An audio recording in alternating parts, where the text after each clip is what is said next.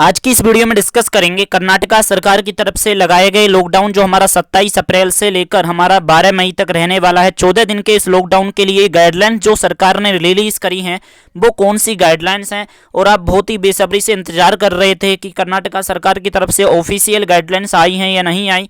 तो अब official guidelines आ चुकी हैं। देखिएगा, जो हमारे आम नागरिक हैं उनके लिए गाइडलाइंस जानना बहुत ज़रूरी हो जाता है कि आपको इसमें सारी चीज़ें जानने के लिए मिल जाएंगी। कौन सी दुकानें खुलेंगी, कौन सी नहीं खुलेंगी, क्या सरकार ने किस पर छूट लगाई, किसको छूट मिलेगी, या मैं यूं कहूं किस पे प्रतिबंध लगेगा, वो सारी चीज़ आज की इस वीडियो में आपको क्लियर हो जानी है।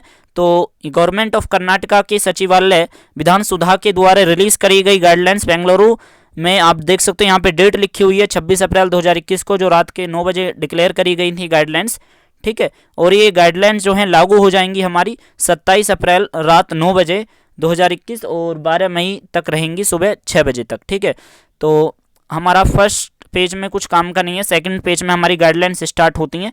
तो यहाँ पर बता रखा है कि कोविड-19 के चेन को तोड़ने के लिए हमने लॉकडाउन लगाया है पूरे कर्नाटक बेंगलुरु में, और ये इसलिए कि भाई कोरोना के संक्रमण को देखते हुए आप देख रहे होगे कितना तेज़ी के साथ इसका प्रसार हो रहा है। ठीक है, तो इसी को तोड़ने के लिए लॉकडाउन लगाना बहुत ज़रूरी है। और सीएम साहब ने ये भी बताया है कि भाई ये जो लॉकडाउन है हमारा महाराष्ट्र और दिल्ली से भी काफ़ी ज़्यादा मतलब कि हमारा हाई लेवल का होगा, ज़्यादा रिस्ट्रिक्शन होंगे, इसलिए गाइडलाइंस काफ़ी बारीकी के साथ कर्नाटका सरकार ने रिलीज़ करी हैं। तो यहाँ पर लिखा गया है कि कर्नाटक सरकार की तरफ से रिलीज़ करी गई ये गाइडलाइन जो है फोर्सफुली लागू होंगी। ठीक है, और क्यों फोर्सफुली का मतलब ये है कि ये हमारी लागू होंगी, क्योंकि ये पहले ही बोल दिया था अनाउंसमेंट में।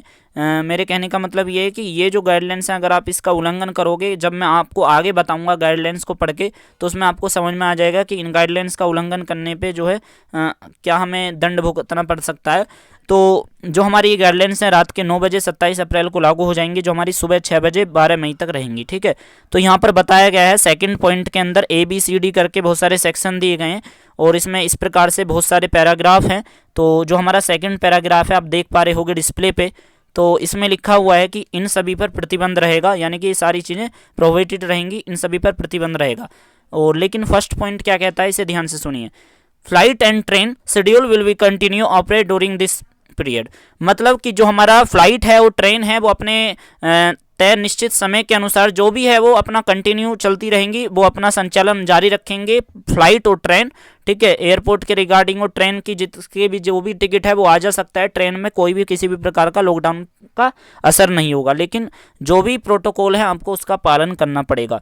तो आप फ्लाइट और ट्रेन को पकड़ने के लिए भाई जब आपने मान के चलिए फ्लाइट का जो आपका टिकट है उसका करा है, लेकिन एयरपोर्ट तक तो जाना पड़ेगा ना आपको। तो एयरपोर्ट जाने के लिए आपको टैक्सी और कैब को अरेंज करके आप जा सकते हो, ऑटो रिक्शास को ठीक है के माध्यम से आप जा सकते हो, लेकिन सरकारी बसेस वगैरह वो नहीं चलेंगी। और इसी प्रकार से रेलवे स्टेशन पे पहुंचने के लिए आप टैक्सी और कैब के सारे आ जा सकते हो। ठीक है, और फ्लाइट और ट्रेन पे किसी भी प्रकार का कोई भी प्रतिबंध नहीं है, लेकिन जो हमारी मेट्रो रेल है कर्नाटक में उस पर पूरी तरह से प्रतिबंध है। ठीक है, तीसरा यहाँ पर C ऑप्शन में बताया गया है जो हमारा टैक्सीज है इंक्लूडिंग ऑटो रिक्शास, ये सभी चीज़ें हमारी मतलब कि बंद रहेंगी सिवाय आपकी इमरजेंसी सेवा के। ठीक है, इमरजेंसी सेवा को छोड़कर जितनी भी हमारी टैक्सी वगैरह हैं, ऑटो रिक्शास, ये बंद रहेंगे। ठीक है, और डी ऑप्शन में फिर डी वाले पॉइंट में बताया गया है school, college, educational, coaching institute, ये भी सारी चीज़ें हमारी बंद रहेंगी। ऑनलाइन एजुकेशन को बढ़ावा दिया जाना चाहिए। ठीक है, इनकरेज करिएगा। और आगे बताया गया है जो एग्जाम पहले से ही शेड्यूल कर दिए गए हैं वो एग्जाम अपने तय निश्चित समय के अनुसार होंगे। आप अपना कोविड-19 मैनेजमेंट के माध्यम से आप अपना वो आई कार्ड दिखा के या एडमिट कार्ड दिखा के जा सकते हो। जो हमारे होटल्स हैं, restaurant and hospitality service provide करवा रहे हैं, ठीक है, ये सारी चीज़ें भी बंद रहेंगी, केवल किनको छोड़कर जो ये सर्विस जो हैं उनको प्रोवाइड करवा रहे हैं जो हाउसिंग हेल्थ से जुड़े हुए लोग हैं, पुलिस है, गवर्नमेंट है, ऑफिशियल्स हैं, हेल्थ केयर हैं, वर्कर हैं। ठीक है, तो उनको जो अगर ये सर्विस प्रोवाइड करवा रहे हैं तो उनके लिए खुलेंगी केवल। और ये कहा गया है जो ये सारी चीज़ें हैं, होटल्स, रेस्टोरेंट हैं, ये जितने भी चीज़ें हमारे, ठीक है, जितने भी संस्थाएं ये हमारी खुलेंगी, लेकिन केवल इनके किचन खुलेंगे और होम डिलीवरी होगी बस फूड की, ठीक है। होम डिलीवरी नॉर्मल लोगों को भी हो जाएगी, ऐसी कोई बात नहीं है, ठीक है। और लेकिन जो ये हो जितनी भी चीज़ें मैंने आपको बताई खान पीन से रिलेटेड, ये सारी चीज़ें हमारी केवल स्पेशल लोगों के लिए खुलेंगी जो हमारी हेल्थ वर्कर में जुटे हुए हैं, ठीक है। एफ पॉइंट में कह रखा है जितने भी हमारे सिनेमा हॉल्स हैं, शॉपिंग मॉल्स हैं, जिम वगैरह है, sport complex, stadium, swimming pools और आपका एंटरटेनमेंट पार्क और आपके क्लब वगैरह, थिएटर और आपका वॉर ऑडिटोरियम वगैरह, असेंबली हॉल्स, ये सारी चीज़ें बंद रहेंगी, ठीक है। क्योंकि हेडिंग में क्या लिखा हुआ है कि ये जो भी नीचे चीज़ें बता रखी हैं ये सारी चीज़ें बंद हैं, ठीक है। स्टेडियम एंड प्लेग्राउंड ये क्लोज रहेंगे, लेकिन यहाँ पर बताया गया है कि हालांकि स्टेडियम एंड प्लेग्राउंड को अनुमति दी गई है केवल उनको जो ऑर्गेनाइजिंग है स्पोर्ट इवेंट के द्वारा और प्रैक्टिस पर्पसेस के लिए खोले गए हैं, ठीक है। तो प्रैक्टिस पर्पसेस के लिए हम स्टेडियम और प्लेग्राउंड को ओपन है। और स्विमिंग पूल्स का भी यही सीन है कि स्विमिंग फेडरेशन ऑफ इंडिया के द्वारा जो ओपन है हमारे स्विमिंग पूल्स, उनको ओपन करने की इजाज़त है, और जो किस पर्पस के लिए, केवल ट्रेनिंग पर्पस के लिए स्विमिंग पूल में, ठीक है।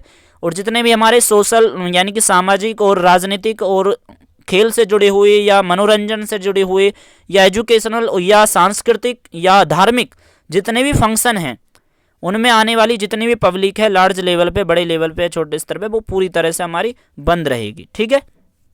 और बताया गया है यहाँ पर जितने भी हमारे धार्मिक स्थल हैं पूजा पाठ के लिए जो यूज हो रहे हैं, ठीक है, और पब्लिक के लिए वो पूरी तरह से बंद रहेंगे। और कहा गया है केवल जो हमारे इन सारी चीज़ों से जुड़े हुए जो लोग हैं, यानी कि जो भाई पुजारी हैं, ठीक है, जो पंडित लोग हैं वो जा रहे हैं, ठीक है, अपना वहाँ पे उस चीज़ को अच्छी तरह से करने के लिए, तो उनके लिए केवल खोला गया है। पुजारी वगैरह के लिए जो एम्प्लॉय मतलब कि उसमें मतलब कि रहते हैं मंदिर वगैरह में, उनके लिए, ठीक है। लेकिन डेली रूटीन्स के लिए पूजा पाठ पूरी तरह से बंद है, केवल जहाँ जो मंदिर वगैरह में ड्यूटी करते हैं उनके लिए खोला गया है, ठीक है, मतलब कि उनको छूट होगी। तो आगे बताया गया है तीसरे पैराग्राफ में आप देखोगे कि स्टेट गवर्नमेंट यानी कि कर्नाटका सरकार के तहत जो हमारे ऑटोनोमस बॉडी हैं, कॉरपोरेशंस हैं, ये सारी चीज़ें खुलेंगी। तो जो अब मैं आपको चीज़ें बताऊंगा जो हमारी कर्नाटका सरकार स्टेट गवर्नमेंट के अंतर्गत जो चीज़ें आती हैं ये हमारी खुली जाएंगी, लेकिन वो कौन कौन सी चीज़ें हैं तो उन्हें ध्यान से सुनिएगा। हेल्थ मेडिकल एजुकेशन, वो health medical education, police, home guard, आपका जेल और आपका सिविल डिफेंस और फायर ब्रिगेड यानी कि जो हमारा आग के दौरान इमरजेंसी सेवा और आपदा प्रबंधन और आपका रिवेन्यू और डिस्ट्रिक्ट सब रजिस्ट्रार ऑफिस और आपका जेल से जुड़े हुए जो इतने भी ऑफिस हैं ये सारे ऑफिस खुलेंगे राज्य सरकार के, ठीक है। और इसी के तहत हम सेकंड बी पॉइंट में बताया गया है कि जितने भी हमारे ऑफिस हैं मेंटेन जो हमारे कर रहे हैं एसेंशियल सर्विस, जैसे कि बिजली है, पानी है, ठीक है, तो ये सारी चीज़ें हमारी खुली रहेंगी, इनके ऑफिस पर कोई प्रभाव नहीं पड़ेगा, ठीक है। बीबीएमपी जो हमारा महानगर पालिका है, ठीक है, बेंगलुरु की, तो वो और अर्बन लोकल बॉडीज़ जो हैं और डिप्टी कमिश्नर्स के ऑफिस हैं ये सारी तरह से खुले रहेंगे। अगले पॉइंट में बताया गया सेपरेट गाइडलाइंस रिलीज़ करी जाएंगी हमारी इन ऑफिस को खोलने के लिए विधान सुधा के द्वारा, ठीक है, और विकास सुधा के द्वारा और एमएस बिल्डिंग के द्वारा, ठीक है, बाय DPAR के, okay. Courts and officer, court and जितने भी उससे ऑफिस रिलेटेड कोर्ट के जितने भी ऑफिस हैं जुडिशियल न्यायिक कार्यों के लिए, ठीक है, जज हैं, वकील हैं, तो वो सारी चीज़ें चालू रहेंगी। और लेकिन उनके लिए जो गाइडलाइंस है वो ऑनरेबल हाई कोर्ट रिलीज़ करेगा। तो जितने भी हमारे ऑफिस हैं, ऑफिसर्स हैं, स्टाफ हैं जो कोविड-19 रिलेटेड वर्क कर रहे हैं वो भी सारी चीज़ें ओपन रहेंगी। और ऑफिसर जो हमारे वॉलंटियर NGO हैं, ठीक है, और BBMP के द्वारा आते हैं, अर्बन लोकल बॉडीज़ हैं, डिप्टी कमिश्नर्स हैं and otherwise covid related work कर रहे हैं, तो ये सारी चीज़ें भी हमारी होंगी खुली हुई। और ट्रेजरी ऑफिस यानी कि जो हमारा राजकोष से जुड़ी हुई हैं, धन संपदा से जुड़ी हुई जितनी भी हमारी चीज़ें हैं वो सारी चीज़ें ओपन होंगी राज्य सरकार की। और all operations related the forestry as declared by forest department, जितने भी हमारे सारी चीज़ें हैं जो वन या मतलब कि जंगल वगैरह से हैं वो फॉरेस्ट डिपार्टमेंट उनके लिए रिलीज़ करेगा।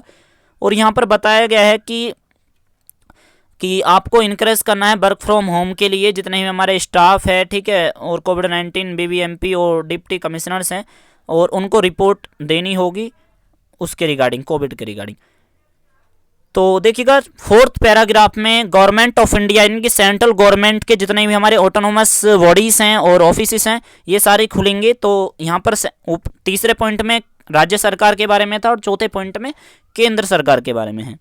तो यहाँ पर जो पॉइंट दिए गए हैं वो हैं हमारे डिफेंस और डिफेंस पीएसयूज यानी कि पब्लिक सेक्टर अंडरटेकिंग से जुड़े हुए, और सेंट्रल आर्मीड फोर्स यानी कि आपका सीआरपीएफ जो हमारी है, और एंड टेली कम्युनिकेशन से जुड़े हुए जो लोग हैं वो हमारी सारी चीज़ें खुलेंगी। ठीक है, और चलती रहेंगी। और जितने भी हमारे ऑफिस हैं मेंटेन कर रहे हैं एसेंशियल सर्विस टेलीकॉम सर्विस ये खुलेंगी। और ट्रेजरी वगैरह से जो सेंट्रल गवर्नमेंट के अंतर्गत हैं जैसे पे और अकाउंट्स ऑफिस और financial advisers and field office and controller general of accounts and where ये मिनिमम स्टाफ के साथ अपना ऑफिस खोलेंगे जो सेंट्रल गवर्नमेंट के अंतर्गत हैं। ठीक है, पब्लिक से जुड़ी हुई जो चीज़ें हैं जैसे सीएनजी, एलपीजी, पीएनजी ये सारी चीज़ें खुलेंगी। और जो बिजली बनाने वाले जो पावर हाउस हैं, ट्रांसमिशन यूनिट हैं और पोस्ट ऑफिस है, डाकघर वगैरह, आपदा प्रबंधन और एजेंसियाँ जो हैं वो भी खुली रहेंगी।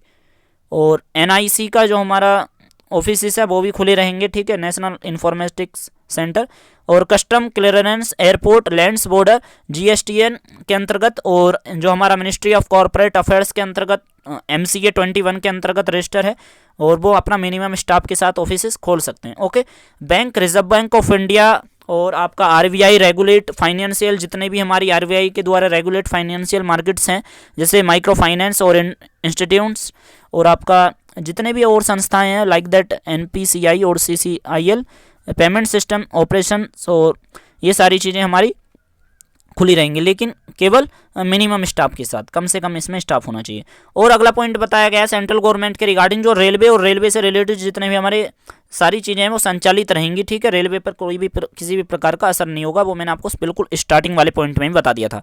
पांचवें पैराग्राफ में हमारे हेल्थ वर्कर्स के रिगार्डिंग, हेल्थ सर्विस के रिगार्डिंग, आयुष एंड हमारे जो हमारे पशु चिकित्सालय हैं यानी कि जो जीवों को सही करते हैं, जो एनिमल्स हॉस्पिटल्स वगैरह हैं उनके रिगार्डिंग है। इन सारी चीज़ों के भी कार्य खुले रहेंगे कार्यों के लिए, जो हॉस्पिटल, नर्सिंग होम्स और आपका क्लिनिक्स, लैब्स और आपका कलेक्शन सेंटर और टेली मेडिसन और आपका फैसिलिटीज़ और डिस्पेंसरीज और आपका फार्मेसीज और केमिस्ट और जन औषधि केंद्र और ब्लड बैंक्स और आपका home care providers, all kind medicine shops including medical equipment shops, यानी कि सभी मिलाकर जितने भी हमारे हेल्थ से रिलेटेड जितनी भी चीज़ें हैं वो सारी चीज़ ओपन रहेंगी, मेडिकल सर्विसेज। ठीक है, और ऑल हमारी जितने भी हमारा फार्मास्टिकल्स हैं और रिसर्च लैब हैं ये भी हमारी सारी चीज़ें ओपन रहेंगी। और ऑल मैन्युफैक्चरिंग यूनिट जितने भी हमारी जो विनिर्माण उद्योग हैं जो दवाइयाँ वगैरह बनाते हैं, और हमारे फार्मास्टिकल्स जो हैं हमारे मेडिकल डिवाइसेस वगैरह और मेडिकल ऑक्सीजन खासतौर से जिसकी कमी है, और पैकिंग मटेरियल बना रहे हैं हेल्थ के रिगार्डिंग या कच्चा माल तैयार कर रहे हैं, इंटरमीडिएट्स हैं उससे जुड़े हुए हैं, तो वो सारी चीज़ें भी हमारी ओपन रहेंगी। और कहा गया है जो कंस्ट्रक्शन कर रहे हैं मेडिकल हेल्थ के रिगार्डिंग, इंफ्रास्ट्रक्चर के रिगार्डिंग कंस्ट्रक्शन का वर्क चल रहा है वो भी चालू रहेगा। ठीक है, अगर देखिएगा जो हमारे नर्स हैं, पैरामेडिसन्स हैं, आपके साइंटिस्ट हैं, लैब टेक्नीशियंस हैं, मिडवाइफ्स हैं, ठीक है, और मेडिकल से जुड़े हुए हॉस्पिटल सपोर्ट सर्विसर हैं, डॉक्टर्स वगैरह, इनको अपने राज्य से बाहर जाना, यानी कि कर्नाटका से आप इंट्रा स्टेट या इंटर स्टेट आ जा सकते हो, मतलब आ भी सकते हो, राज्य के अंदर जा भी सकते हो या अपने ज़िले के अंदर आ भी सकते हो और अपने ज़िले से जा भी सकते हो। ठीक है, ये केवल छूट है मेडिकल स्टाफ के लिए जिसमें पैरामेडिक्स और आपका नर्सिस और साइंटिस्ट और लैब टेक्नीशियंस और आपका मिडवाइफ्स शामिल हैं। ठीक है, एग्रीकल्चर, कृषि जुड़े हुए जो हमारे कार्य हैं वो हमारे खुले रहेंगे, और जिसके अंदर ऑल एक्टिविटीज़ हमारी खुली रहेंगी, और जिसके अंदर इंक्लूड है हमारी दुकानें, गोदाम्स, ठीक है, और हमारे related farming, customs, hiring centre और मशीन से जुड़े हुए जितने भी हमारे उन्हें खोल दिया गया है, और इससे जुड़ी हुई जितनी भी एक्टिविटीज़ हैं जैसे हमारा फिशर्स हैं, ठीक है, पोल्ट्री मतलब कि जो मुर्गी पालन है आपका, और आपका फिशर मछली पालन है, और मीट है, डेयरी है, उससे जुड़ी हुई हमारी सारी चीज़ें खुलेंगी, कृषि कार्य से जुड़ी हुई। ठीक है, साग सब्जी वगैरह, फल फ्रूट वगैरह जो बेचते हैं ये भी सारी चीज़ें खुलेंगी। और 7 पॉइंट है आपका सोशल सेक्टर से जुड़ा हुआ, तो जो हमारा समाज से जुड़ा हुआ है तो इसके अंदर दे रखा है ये भी हमारे खुलेंगे, लेकिन यहाँ पर जो दे रखे हैं केवल वही तो खुलेंगे जो हमारे चिल्ड्रन बच्चों के लिए कार्य करते हैं, जैसे डिसेबल लोग हैं जो विकलांग हैं, मेंटली शारीरिक रूप से मतलब कि विकलांग हैं, या जो हमारे वरिष्ठ लोग हैं, सीनियर सिटीजन हैं, ठीक है, और जो हमारे वैसे लोग हैं जिनका घर वगैरह नहीं है, और महिलाएं हैं, और जो हमारे विधवास हैं उनके रिगार्डिंग कह रहे हैं। तो इन सभी लोगों के लिए अपना पालन पोषण करने के लिए इनको छूट दी गई है सोशल सेक्टर के अंदर, ठीक है। और जो हमारे आगे कहा गया है, जो घरों की देखभाल करते हैं जैसे कि, और बच्चों की देखभाल के लिए जो हमारे प्लेस हैं, ठीक है, सेफ्टी प्लेस, और किशोरियों या जो मतलब छोटे बच्चे होते हैं 18 साल से कम, तो उनकी देखभाल के लिए जितने भी हमारे स्थान हैं और घर वगैरह हैं, तो वो हमारी सारी चीज़ें ऊपर होंगी। वो सोशल सेक्टर के रिगार्डिंग चीज़ें बताई गई हैं। और मनरेगा के अंतर्गत जितने भी लोग काम करते हैं वो सारी चीज़ें कोविड-19 मैनेजमेंट के तहत खुली रहेंगी। 8वां पैराग्राफ यहाँ पर लिखते हैं कि unrestricted movement of all types goods and cargo, ठीक है। तो यहाँ पर देखिएगा बता रखा है जितने भी हमारी सप्लाई चेन है, एसेंशियल गुड्स हैं आपका, वेदर इन्वॉल्व मैन्युफैक्चरिंग, होलसेल और रिटेल सच गुड्स, और आपका local store, large brick, motor सब, ये सारी चीज़ें हमारी जो हैं केवल उनको अलाउ है जो हमारा कोविड-19 से जुड़े हुए लोग हैं उनके लिए, ठीक है, जो हमारी ज़रूरी सेवाएं प्रदान कर रहे हैं। जैसे कि मैंने आपको बताया, जो हमारे देखिएगा मैन्युफैक्चर कर रहे हैं, ठीक है, किसी भी चीज़ को, और जो वस्तुओं को ले रहे हैं, ठीक है, सप्लाई कर रहे हैं, किसी भी चीज़ की आपूर्ति कर रहे हैं राज्य के अंदर। और जो हमारे लार्जर ब्रिक एंड मोर्टर हैं, यानी कि जो हमारे बड़े बड़े जैसे कि रिलायंस मार्ट हुआ, ठीक है, बहुत सारे ये जो हमारे मार्ट हैं, जियो मार्ट वगैरह, ये ई कॉमर्स लेवल पे या मतलब कि ऑफलाइन ये मार्केट जो है इनकी खुली रहेगी, लेकिन इनका टाइम जो है आपको पता होना चाहिए। जो हमारा ऑफलाइन मार्केट है वो केवल हमारी सुबह 6 बजे से लेकर सुबह 10 बजे तक 4 घंटे ही खुलेंगे, ठीक है। और ई कॉमर्स कंपनी को भी अनुमति है, लेकिन वो प्रोटोकॉल का पालन करना पड़ेगा कोविड-19 मैनेजमेंट के तहत। और all types goods including empty goods vehicles, ठीक है, मतलब कि जितने भी हमारे वस्तु हैं जो गुड्स से जुड़े हुए हैं, जो ट्रक से एक स्थान से दूसरे स्थान पे आ जा रहे हैं, ठीक है, वस्तुओं का आदान प्रदान कर रहे हैं किसी भी व्हीकल्स के मदद से, तो वो अपनी जारी रहेंगी। और 9वां पॉइंट यहाँ पर मूवमेंट ऑफ पीपल के रिगार्डिंग है, ठीक है, लोगों की आवाजाही। तो 9वां पॉइंट बहुत ज़रूरी है आपके लिए, तो 9वां पॉइंट के लिए ही आप बहुत बेसब्री से इंतजार कर रहे होगे। तो 9वां पॉइंट जो है आम जनता के लिए है, तो चलिए जानते हैं। तो यहाँ पर जितने भी पॉइंट हैं तो देखिएगा, यहाँ पर बताया गया है कि नो मूवमेंट ऑफ पब्लिक और प्राइवेट बसेस और passenger vehicles except as permitted under this guidelines. कहा गया है जो इस गाइडलाइंस के अंतर्गत दिए गए हैं, केवल उनके अलावा किसी भी प्राइवेट बस को, पैसेंजर को, या मैं यूँ कहूँ पब्लिक बस को, किसी को भी अनुमति नहीं है, ठीक है, मतलब कि जाने की या कहीं भी आने जाने की, ठीक है, मतलब कि सारी चीज़ें बंद रहेंगी। लेकिन जिसको अनुमति है, तो वो कौन कौन सी चीज़ें हैं जिनको अनुमति है बसेस वगैरह की, तो वो भी आपको मैं बताऊंगा। तो देखिएगा, इंटर स्टेट आप अपने राज्य में आ रहे हो या इंटर स्टेट अपने राज्य से बाहर जा रहे हो और मूवमेंट कर रहे हो पैसेंजर व्हीकल्स, ठीक है, और ओनली इन केसेस इमरजेंसी और as permitted under this guidelines. तो कहा गया है आप आ जा सकते हो, लेकिन वो इमरजेंसी केसेस में ही आओगे जिनको परमिशन दे रखी है गाइडलाइंस के तहत। तो आगे बताया गया इंट्रा डिस्ट्रिक्ट के रिगार्डिंग, अगर आप अपने ज़िले में मतलब कि बाहर जाना चाहते हो अपने ज़िले से, तो मतलब कि जो यात्री व्हीकल के माध्यम से या बसेस के माध्यम से, ओनली इन इमरजेंसी केसेस से में ही आप अपने ज़िले से बाहर जा सकते हो। एंड स्ट्रिक्टली आपसे कहा गया है कि आपको SOPs का पालन करना पड़ेगा और गाइडलाइंस का पालन करना पड़ेगा, ठीक है जी, अगर आप अपने ज़िले से बाहर जाना चाहते हो। देखिएगा, बात यह है कि अगर आप अपने राज्य से बाहर जाना चाहते हो या राज्य में आना चाहते हो, तो वहाँ पे तो बड़ा दिक्कत है और इमरजेंसी में ही आ सकते हो। लेकिन अगर ज़िले से बाहर जा रहे हो तो वो थोड़ा सा चल सकता है, लेकिन उसमें भी यहाँ पर बता दिया कि इमरजेंसी केस में ही जाओगे, ठीक है। और स्ट्रिक्टली कि ऐसा नहीं कि स्ट्रिक्टली सब इसलिए जोर दिया गया है कि आप अपने ज़िले से बाहर जाने की सोच रहे हो, कभी भाई ज़्यादा वो नहीं है, इसलिए स्ट्रिक्टली जोर दे दिया है, क्योंकि एक राज्य से दूसरे राज्य में तो इतना वो नहीं हो रहा है जितना एक ज़िले से दूसरे ज़िले में हो रहा है, ठीक है। तो अगला पॉइंट यहाँ पर बताया गया है, जो मूवमेंट कर रहे हैं ऑफिसर्स और पर्सनल ट्रेविंग कर रहे हैं, तो वो करेंगे अपना वैलिड आई कार्ड के द्वारा जो ऑर्गेनाइजेशन इंस्टीट्यूशन के ने रिलीज़ करा है, और प्लेस ऑफ जो अपने स्थान पे जा रहे हैं अपने ड्यूटी पे, और तो वो अपना आ जा सकते हैं। लेकिन यहाँ पर बताया गया केवल वही लोग यहाँ पर जाएंगे अपने जो वर्क के स्थान पे, वही जाएंगे जो केवल अपना I card, valid I card होना चाहिए उनके ऑर्गेनाइजेशन इंस्टीट्यूट का, ठीक है। और जितने भी गाइडलाइंस के तहत हमारे परमिट कराए गए हैं उन्हीं के तहत हम जाएंगे। ऐसा नहीं कि कोई भी ड्यूटी पे जाएगा। वो कौन कौन सी एक्टिविटीज़ हैं, जैसे हेल्थ के रिगार्डिंग मैंने आपको बता दिया है, तो या कोर्ट के रिगार्डिंग बताया था, तो वो सारी चीज़ वैलिड आई कार्ड के द्वारा ही आम जनता आ जा सकती है। और वो केवल हमारा जो है आई कार्ड के द्वारा आप अपने वर्क प्लेस पे जा सकते हो, ठीक है। और मैं आपको बताऊंगा यहाँ पर कौन कौन से वो वर्क प्लेस वाले लोग आ जा सकते हैं अपना आई कार्ड दिखा के।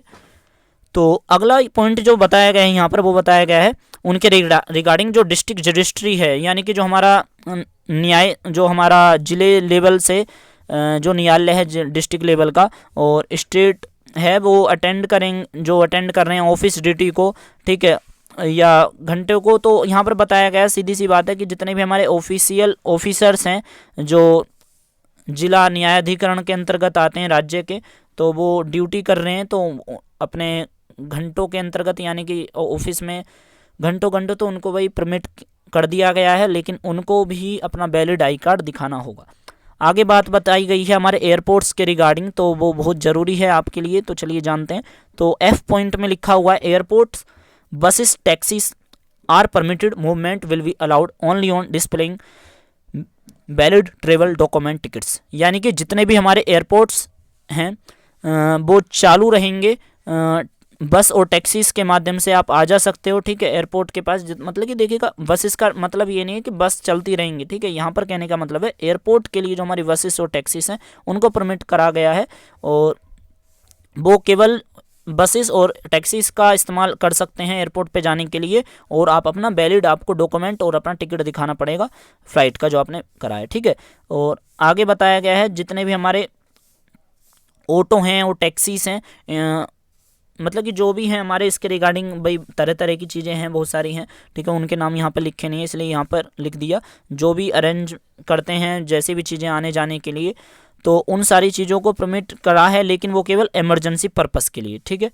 ऑटो टैक्सी खुली रहेंगी लेकिन केवल इमरजेंसी पर्पस के लिए, नॉर्मल लोगों के लिए नहीं है, ठीक है। और स्टूडेंट जो एग्ज़ाम में अपीयर होना चाहते हैं तो अपना वो एडमिट कार्ड दिखाकर टैक्सी ऑटो रिक्शा के माध्यम से आप आ जा सकते हो, ठीक है, पेपर देने जा सकते हो। और जितने भी हमारे पासिस हैं, पासिस फैसिलिटी हैं मूवमेंट के रिगार्डिंग, कंस्ट्रक्शन वर्कर हैं जो, तो वो अपना कंस्ट्रक्शन एजेंसी कंसर्न जो है उनकी, उसके द्वारा जारी किया जाएगा पास जो है, मूवमेंट पास कंस्ट्रक्शन वर्कर के लिए, जो, ठीक है, मजदूर हैं जो वर्कर हैं उनके लिए। और जो हमारे पेशेंट हैं जो अस्पताल में भर्ती हैं और जो उनके साथ रहते हैं जो लोग, और उनके इमरजेंसी के लिए रिगार्डिंग है कि भाई उन्हें ज़रूरत भी है, तो उनके लिए अलाउ है, ठीक है, एक स्थान से दूसरे स्थान पे आना जाने की। और वो केवल और यहाँ पर कहा गया है कि आप और आ जा सकते हो केवल पर्पस के लिए, वैक्सीनेशन के लिए, कि आप टीका लगवाने जा रहे हो तो आपको उसका जो आपने वो लिया है अपॉइंटमेंट, उसका आपको वो दिखाना पड़ेगा, और आप अपना प्रूफ दिखा देना कोई भी एक छोटा सा, तो आप जा सकते हो, ठीक है। 10वां पॉइंट जो यहाँ पर बताया गया है, वो बताया गया है कमर्शियल प्राइवेट संस्थानों के लिए, ठीक है। तो चलिए जानते हैं। तो कमर्शियल में जितनी भी सारी चीज़ें हैं जो व्यापार जगत से हैं, तो देखिएगा यहाँ पर बताया गया जितनी भी हमारी दुकानें हैं डील करती हैं फूड या ग्रोसरीज, घरेलू सामान यानी कि किराने का सामान, फ्रूट या वेजिटेबल, डेयरी के रिगार्डिंग है, दूध से बने हुए प्रोडक्ट हैं, और दूध है तो आपका मीट है, फिश है, एनिमल है, ठीक है, तो उससे रिगार्डिंग जितने भी हमारे फूडर हैं उनको अनुमति है, ठीक है, उन सभी को परमिशन दी गई है। वो केवल अपनी दुकानें खोल सकते हैं बेचने के लिए सुबह 6 बजे से लेकर सुबह 10 बजे तक। और पब्लिक डिस्ट्रीब्यूशन सिस्टम यानी कि जो हमारा जन वितरण प्रणाली है, जो राशन वगैरह की दुकानें हैं, ये भी हमारी पूरी तरह से खुली रहेंगी। और जितनी हमारी शराब की दुकानें हैं और आउटलेट्स हैं, इनको भी खोल दिया गया है 6 बजे से लेकर 10 बजे तक, ठीक है, मतलब कि और बताया गया है होम डिलीवरी इन सारी चीज़ों की होगी। होम डिलीवरी आप 24/7 कर सकते हो, यानी कि 24 घंटे 7 दिन हफ्ते के पूरे तौर से आप मतलब कि होम डिलीवरी दी गई है।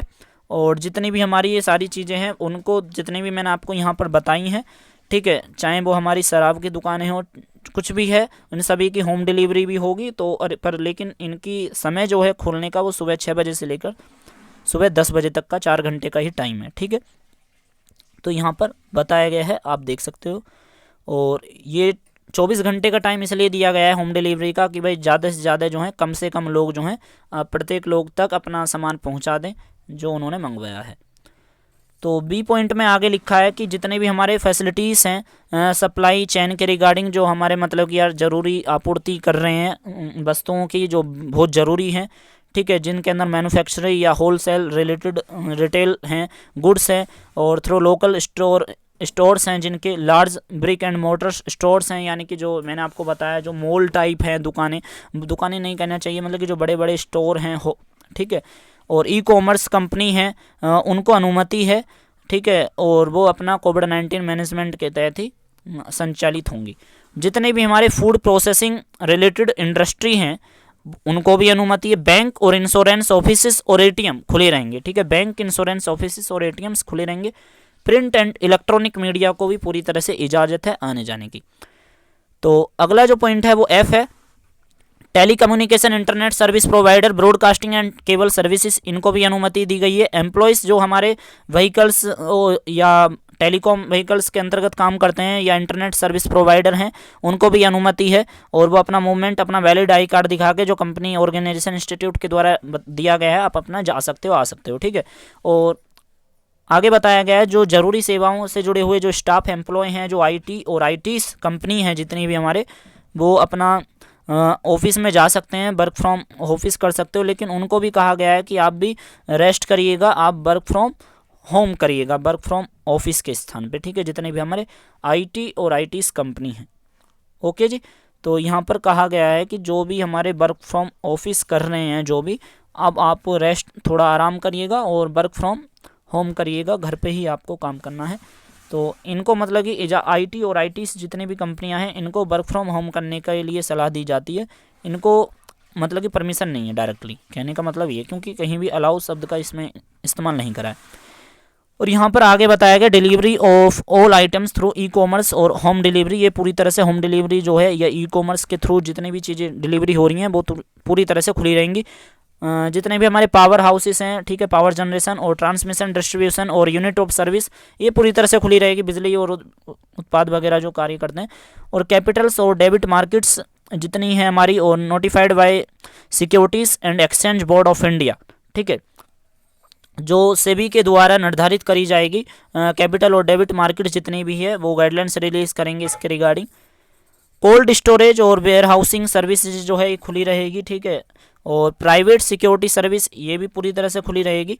और जो हमारा एयरपोर्ट से जुड़ी हुई जितनी भी चीज़ें हैं, प्लेन से जुड़ी हुई, एयरलाइंस है, एयरपोर्ट है, मैन्युफैक्चर है, कार्गो है, ग्राउंड सर्विस है, ठीक है, आपका फ्यूलिंग है, सिक्योरिटी एक्सेट्रा वगैरह, तो वो पूरी तरह से उनको अनुमति दी गई है। ओके जी, तो ये था हमारा जो मैंने आपको यहाँ पर बताए। और इसके रिगार्डिंग देखिएगा हमारे 10वें पैराग्राफ में मैंने आपको यहाँ पर कॉमर्स के रिगार्डिंग सारा चीज़ें बता दी हैं, चाहे वो कॉमर्स आपका प्राइवेट हो, चाहे वो कमर्शियल हो, वो सारी चीज़ें यहाँ पर मैंने आपको बताई हैं। ओके ओके, तो 11वां पॉइंट चलते हैं। तो 11वें पॉइंट के रिगार्डिंग है वो उद्योग के रिगार्डिंग है, जितनी भी हमारी इंडस्ट्रीज हैं, इंडस्ट्रियल संस्थाएं हैं, जितनी भी हमारी गवर्नमेंट या प्राइवेट हैं, वो जो लिस्ट यहाँ पर बताया गया है केवल उन्हीं को ही खोलने के लिए इजाज़त है। तो जितने भी हमारे उद्योग हैं और संस्थाएं हैं उनसे जुड़ी हुई प्रोडक्शन यूनिट हैं, उन सभी को इजाज़त है, वो खोल सकते हैं अपने सभी मतलब कि बड़े बड़े उद्योगों को खोल सकते हैं। देखिएगा उद्योग उन्हें कहते हैं जो मतलब कि राज्य सरकार को या केंद्र सरकार को फाइनेंशियली इकोनॉमिकल बहुत ज़्यादा ग्रोथ करने के लिए मुख्य जिम्मेवार हैं। तो भाई ऐसे उद्योगों को खोलने के लिए अनुमति है। लेकिन जो छोटी मोटी हमारी फैक्ट्री वगैरह हैं भाई उनका तो आई कार्ड वगैरह भी नहीं होता, तो उनको अनुमति नहीं है, ठीक है, क्योंकि वो प्रोटोकॉल का इस तरह से पालन नहीं कर पाएंगे। लेकिन जो बड़े बड़े उद्योग हैं, ठीक है, उद्योग तो देखो उद्योग ही होते हैं, उनको इजाज़त है।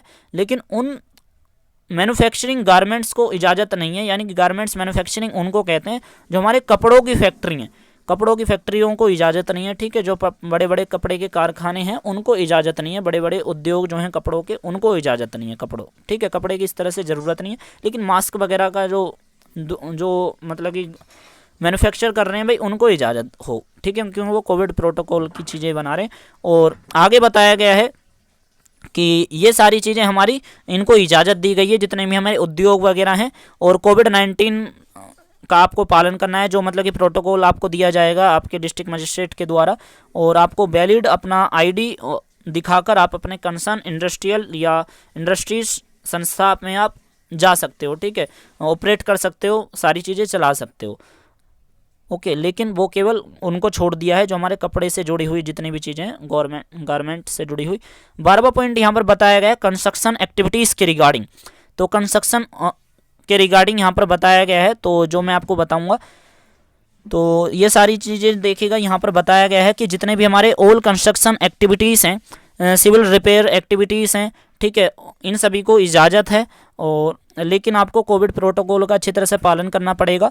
ओके, और सिविल रिपेयर का मतलब होता है जो अगर आपका मान लीजिएगा कहीं कंस्ट्रक्शन ऐसा हो रहा है, किसी की मरम्मत हो रही है किसी बड़ी बिल्डिंग की जो ज़रूरी है, तो उन सभी चीज़ों को यार मतलब कि कंस्ट्रक्शन वर्क के लिए इजाज़त है, ठीक है, इनको अनुमति दी गई है, क्योंकि उसमें वर्कर बहुत काम करते हैं, और मतलब इतना दूराई तो काफ़ी होती है कंस्ट्रक्शन वर्क में। कंस्ट्रक्शन वर्क में पास लोग नहीं होते, कहने का मतलब थोड़ा सा ये हो जाता है।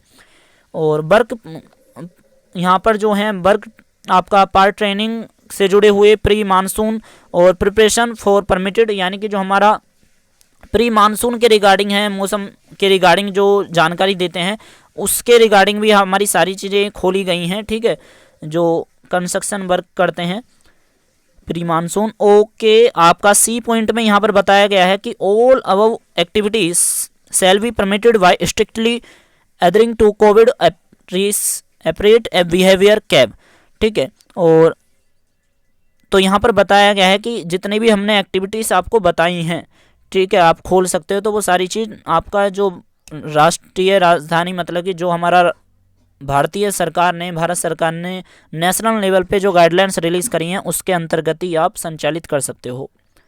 अगला पॉइंट है आपका during weekend construction in situ construction, ठीक है, जो पुल वगैरह के जो वर्कर हैं वो सारी चीज़ें वेयर वर्कर हैं available on site and no worker and required to brought in from outside is permitted. मतलब कि जो वर्कर हैं हमारे भाई जो कंस्ट्रक्शन का वैसा काम करते हैं जो इन सिटू वगैरह का, तो वो सारी चीज़ें हमारी खोल दी गई हैं, ठीक है, उनको मतलब कि पूरी तरह से इजाज़त है, वो वर्करों को मतलब कि लाते हैं या ले जाने का जो कार्य करते हैं वो वर्कर्स वगैरह अवेलेबल होंगे साइट पर, उनको इजाज़त है, ठीक है। बात करें शादियों की, तो शादियों में बताया गया है कि कोविड-19 के दौरान इस लॉकडाउन में आपको 50 व्यक्तियों से अधिक आप शादी वगैरह समारोह में नहीं शामिल कर सकते, ठीक है, ओनली उन शादियों के लिए 50 लोग ही आप ला सकते हो। 50 से कम हो जाएं वो मंजूर है, लेकिन 50 से अधिक होने पर आपके साथ सख्त कार्रवाई हो सकती है। जो हमारा अंतिम संस्कार है, ठीक है, उसके रिगार्डिंग बताया गया है आपका सेरेमनेशन, तो उसके रिगार्डिंग है कि जितने भी हमारे अंतिम संस्कार वगैरह कर रहे हैं लोग, और देख रहे हो कि शमशान घाट में किस तरह से भीड़ है, तो उसमें कहा गया है मैक्सिमम 5 लोग ही हमारे जाएंगे, ठीक है। तो ये देखिएगा हाईएस्ट रिकॉर्ड तोड़ दिया। रिकॉर्ड तोड़ने का मतलब यही है कि 5 लोग कम से कम, ये अब तक की गाइडलाइंस में सबसे कम लोग जो हैं कर्नाटक सरकार ने रिलीज़ करे हैं कि अंतिम संस्कार के दौरान केवल 5 ही लोग जाने चाहिए। भाई 4 लोग तो कंधे देते हैं, हर एक व्यक्ति फालतू चला जाएगा बस, ठीक है, अगर थक वगैरह जाए।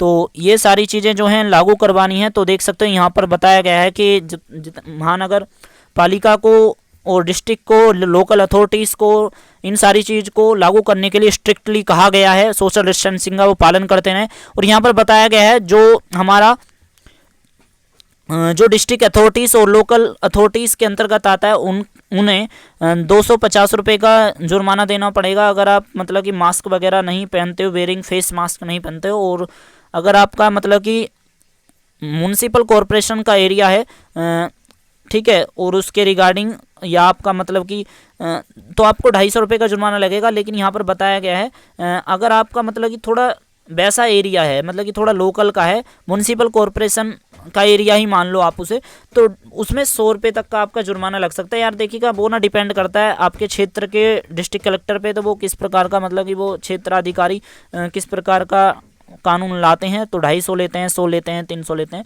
लेकिन यहाँ पे ठीक है क्या लिख दिया इन्होंने, लेकिन आप ध्यान से देखिएगा यहाँ पर लिख रखा है जो हमारा 250 रुपये लिए जाएंगे म्यूनसिपल कॉरपोरेशन एरियाज़ एंड 100 रुपये लिए जाएंगे अदर एरियाज़ में, ठीक है, जो हमारे मास्क नहीं पहनेंगे उन लोगों से।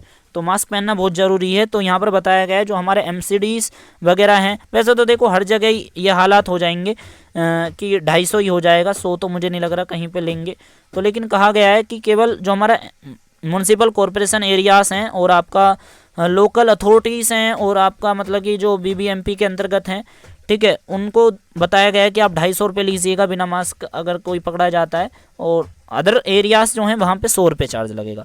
एसओपीज़ का सभी पालन करवाइए, और जो हमारा एयरक्राफ्ट हैं, ट्रेन हैं, ठीक है, उसके रिगार्डिंग पहले से ही एसओपीज़ रिलीज़ कर दी हैं कि भाई आपको अपना टिकट रखना है और अपना कोविड चेकअप कराना है। आप 14 दिन पहले वहाँ पे पहुँचोगे, बाद में जाओगे अपने स्थान पे गंतव्य तक। तो देखिएगा यहाँ पर बताया गया है कि स्ट्रिक्टली मतलब कि इन गाइडलाइंस को आपके लोगों के ऊपर लागू करने, लॉकडाउन के तहत लागू करने के लिए कहा गया है कि आपको स्ट्रिक्टली एक्शन ले सकते हो। तो यहाँ पर पुलिस को पावर दी गई है। आप धारा 144 के तहत मतलब कि सीआरपीसी की धारा 144 सेक्शन के तहत 1973 में जो था, उसके तहत आप कार्रवाई कर सकते हो किसी व्यक्ति पर अगर वो गाइडलाइंस का उल्लंघन कर रहा है। और आपदा प्रबंधन अधिनियम 2005 के सेक्शन 51 और 60 तक के अंतर्गत के सेक्शन आप लगा सकते हो उस व्यक्ति पे जो हमारा इस गाइडलाइंस का उल्लंघन करेगा। तो ध्यान रखिएगा दोस्तों, मैंने आपको पहले ही बताया था गाइडलाइंस का उल्लंघन नहीं करना है। अब बात करेंगे नाइट कर्फ्यू के दौरान। तो नाइट कर्फ्यू के दौरान हमारी कौन कौन सी गाइडलाइंस है, तो देखिएगा नाइट कर्फ्यू जो है हमारा, वैसे तो देखिएगा टोटल लॉकडाउन है, लेकिन नाइट कर्फ्यू का मतलब ये है कि रात के समय में गाइडलाइंस थोड़ी सी अलग है, ठीक है। तो नाइट कर्फ्यू के दौरान जो है थोड़ी सी, मतलब नहीं है वो सारी हैं, लेकिन इसमें थोड़ा सा समझ में आ जाएगा आपको क्या है। तो देखिएगा कहा गया है कि आपको रात 9 बजे से लेकर सुबह 6 बजे तक बाहर निकलने के लिए पूरी तरह से प्रतिबंध है। आपको केवल इसेंशियल एक्टिविटीज़ के लिए ही आप घर से बाहर जा सकते हो, जो ज़रूरी सेवाएं हैं। अगर आप मतलब कि आपका कोई पेशेंट है, कोविड पॉजिटिव या कुछ भी है, मरीज आपका कैसा भी पेशेंट है, तो अगर आप जाना चाहते हो वहाँ पे, ठीक है, और आपके भाई ज़रूरी है, जो काफ़ी इमरजेंसी है, तो आप जा सकते हो, ठीक है, रात में उस टाइम में रात 9 बजे से लेकर सुबह 6 बजे तक आप जा सकते हो। और जितने भी हमारे इंडस्ट्रीज़ हैं, कंपनीज़ हैं, जितने भी हमारे उन सभी चीज़ों को परमिट दी गई है वो ऑपरेट कर सकते हैं। जितनी भी हमारे ऑल इंडस्ट्रीज़ कंपनीज़ हैं जो हमारे नाइट में चलेंगी, ठीक है, जो हमारी रात में कंपनियां चलती हैं, इंडस्ट्रीज़, उनको परमिट दिया गया है। और वो अपने एम्प्लॉयज़ को, ऑर्गेनाइजेशन को अपना वैलिड आई कार्ड के थ्रू आप जा सकते हो रात में, ठीक है। और जो हमारे एम्प्लॉयज़ हैं, vehicles of telecom and internet service providers हैं, उनको भी अनुमति है, ठीक है, और आप अपना वैलिड आई कार्ड दिखा के आ जा सकते हो। और जो हमारे आईटी और आईटीज़ कंपनीज हैं, ऑर्गेनाइजेशन, वो उनको कहा गया है आप जो है वर्क फ्रॉम ऑफिस के स्थान पे वर्क फ्रॉम होम करिएगा, ठीक है। तो मेडिकल और इमरजेंसी इसेंशियल सर्विस और फार्मेसीज, मेडिकल के रिगार्डिंग जितनी भी सर्विसेज, उनको पूरी तरह से अनुमति दी गई है, ठीक है। एंड अदर कमर्शियल एक्टिविटीज़ हैं, उनको पूरी तरह से, अब देखिएगा यहाँ पर जो है बताया गया है कि इनको अनुमति है केवल जो मेडिकल से जुड़ी हुई हमारी चीज़ें हैं। लेकिन यहाँ पर साथ साथ लिखा हुआ है, मैंने कमर्शियल में एक्टिविटी में हाँ कह दिया, उसको तो यहाँ पर नहीं है। तो कहने का मतलब ये, जितने भी हमारे इसके अलावा कमर्शियल एक्टिविटी होंगी, मेडिकल, इमरजेंसी, इसेंशियल सर्विस, इसके अलावा जितनी भी हमारी कमर्शियल एक्टिविटी वो पूरी तरह से प्रतिबंधित हैं, ठीक है, उस पर पूरी तरह से रोक है। और जितने भी हमारे रिस्ट्रिक्शन है किसी भी टाइप के गुड्स थ्रू, ट्रक के थ्रू लाए जा रहे हैं, ठीक है, और व्हीकल्स के थ्रू, एनी गुड्स कैरियर्स हैं वो, ठीक है, इंक्लूडिंग एम्प्टी व्हीकल्स, चाहे वो खाली ट्रक वगैरह क्यों ना जा रहा हो, होम डिलीवरी कर रहा है, गुड्स है, वस्तु वगैरह आदान प्रदान हो रहा है, तो ई कॉमर्स कंपनीज के तहत इन सारी चीज़ों को अलाउ करा गया है रात के समय, ठीक है। और मूवमेंट, क्योंकि भाई 24/7 मैंने आपको बताया था, वो तो इनको दे रखा है। Movement of long distance trains and air travel permitted, movement of public transport, private vehicles and taxis including cabs, ठीक है। तो देखिएगा इसमें बताया गया है कि आपका जो हवाई जहाज़ से अगर आप यात्रा कर रहे हो, ठीक है, रेल से यात्रा कर रहे हो, तो उसके लिए अनुमति है। और उसके जो भी आप उसके थ्रू जाओगे भाई एयरपोर्ट तक या रेलवे स्टेशन तक, टैक्सी या आपका प्राइवेट व्हीकल हो सकता है, पब्लिक ट्रांसपोर्ट हो सकता है, तो आप जा सकते हो, ठीक है, रात में भी, और एयरपोर्ट तक जा सकते हो, रेलवे स्टेशन तक जा सकते हो, ठीक है। और यहाँ पर बताया गया है facilitating movement of passenger by air, rail, road और movement of will be allowed the displaying the travel valid document tickets. तो आप जब भी कहीं भी जाओगे, रेल मतलब कि रेल स्टेशन पे, आप एयरपोर्ट पे, ठीक है, रोड पे भी हो, तो अगर आपसे मांगेंगे तो उस दौरान तो आपको दिखाना पड़ेगा अपना वैलिड अपने डॉक्यूमेंट और टिकट्स। तो ये थी पूरी गाइडलाइंस जो कर्नाटका सरकार ने रिलीज़ करी है। मास्क पहनते रहिए, सोशल डिस्टेंसिंग का पालन करते रहिएगा, आप वर्क फ्रॉम होम करिएगा, ये सरकार ने बताया है। अपने हाथों को धोते रहिएगा, तो वो सरकार के नियम है। तो यही था आज की इस पूरी गाइडलाइंस में। आई होप कि आपको काफ़ी जानकारी मिली होगी और आपका जो भी वर्क्स है आप समझ गए होगे कि हमें खोलना है अपना काम या नहीं खोलना, तो वो भी यहाँ पर मैंने आपको बता दिया है। तो आपसे कहना चाहूँगा, अगर आपने अभी तक भी हमारे इस चैनल को सब्सक्राइब नहीं करा है तो सब्सक्राइब कर देना, और वीडियो को आप लाइक करते रहते हो उसके लिए आपका थैंक यू, और वीडियो को शेयर करने के लिए आपका बहुत बहुत शुक्रिया। चैनल को सब्सक्राइब कर दीजिए कर्नाटक के किसी भी अपडेट के लिए। Thank you so much.